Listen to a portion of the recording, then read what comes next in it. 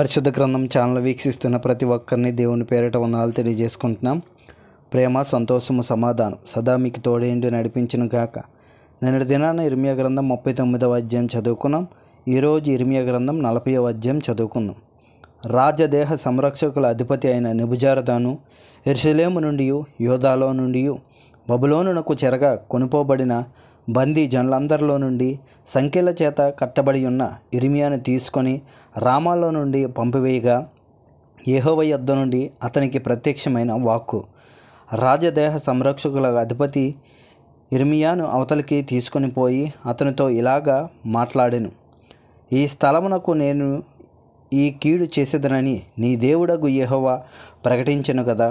తాను చెప్పిన ప్రకారము యెహోవా దాన్ని రప్పించి చేయించెను. మీరు యెహోవాకు విరోధముగా పాపము చేసి ఆయన మాటలు వినకపోతిరి గనుక మీకి గతి పట్టినది. ఆలకించుము.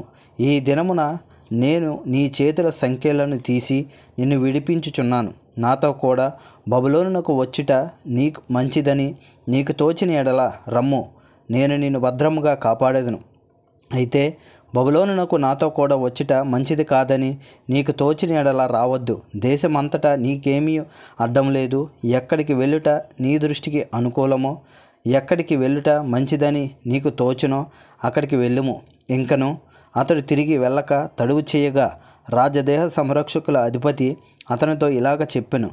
బబులోను రాజు సఫాను కుమారుడైన అహికాము కుమారుడగు గెదల్యాను యూదా పట్టణముల మీద నియమించి ఉన్నాడు. అతని యొద్దకు వెళ్ళుము. అతని యొద్ద నివసించి ప్రజల మధ్యను కాపురముండుము. లేదా ఎక్కడికి వెళ్ళుట నీ దృష్టికి అనుకూలమో అక్కడికే వెళ్ళుము. మరియు రాజదేహ సంరక్షకుల అధిపతి అతనికి భత్యమును బహుమానమును ఇచ్చి అతని సాగనంపగా, ఇర్మియా మిస్పాలో నుండి అహికాము కుమారుడైన గెదల్యా యొద్దకు వెళ్ళి అతనితో కూడా దేశములో మిగిలిన ప్రజల మధ్య కాపురముండెను.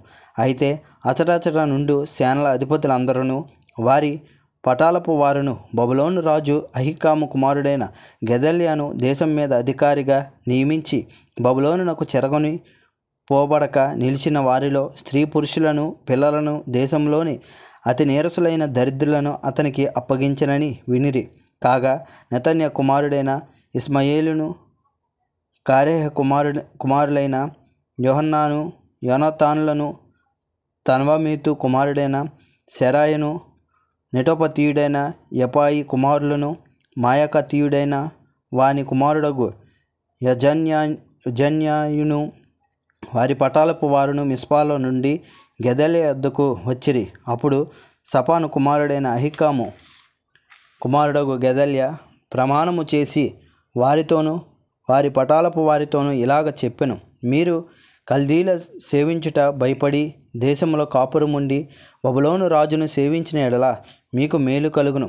నేనైతేనో నా యొద్దకు వచ్చే కల్దీల ఎదుట నిల్చుటకై మిస్పాలో కాపురముందును. గాని మీరు ద్రాక్షరసము, వేసవికాల ఫలములను, తైలమును సమకూర్చుకొని నీ పాత్రలోని వాటిని పోసుకొని మీరు స్వాధీనపరుచుకొనిన పట్టణంలో కాపురముండుడి.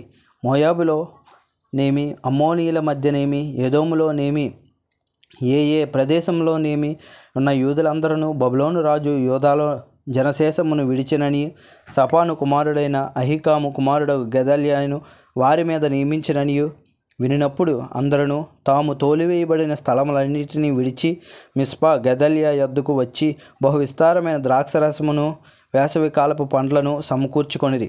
మరియు కారేహు కుమారుడైన యోహన్నానును అచ్చట ఉన్న సేనల అధిపతులందరూ మిస్పాలోనున్న గెదల్యా యొద్దకు వచ్చి, నిన్ను చంపుటకు అమ్మోనీయులు రాజైన బయాలిసు నెతన్యా కుమారుడైన ఇష్మాయేలును పంపినని మీకు తెలియదా అని చెప్పిరి. అయితే అహికాము కుమారుడైన గెదల్యా వారి మాట నమ్మలేదు.